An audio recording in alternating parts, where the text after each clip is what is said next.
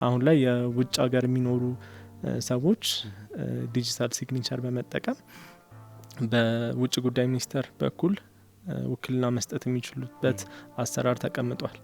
እሱም ኢሲግኒቸር አይነት ነው። በቪዲዮ የተደገፈ ቃለ መሃላ ይፈጽሙና ውክልና መስጠት ይችላሉ። ስለዚህ እነዚህን በተቻለ መጠን እንደዚህ አይነት ጥያቄዎች እንዳይነሳባቸውና በማያከራክር ሁኔታ በውልና ማስረጃ እንዲፈጸሙ ፍቺም ከሆነ ደግሞ በፍርድ ቤት የፍርድ ቤት ትእዛዞችንም ጨምሮ አሁን የፍርድ ቤት ትእዛዝ መጥሪያ የብርበራም ትእዛዝም እነዚህም በኤሌክትሮኒክ ሲግኒቸር አይፈጸሙም። የግድ በሃንድ ራይቲንግ በእጅ በተፈረሙ መሆን አለባቸው። ስለዚህ እነዚህን ለይቶ እንደማይፈጸምባቸው መጀመሪያ እነዚህን ያተርፋቸዋል ማለት ከእንደዚህ አይነት ክርክር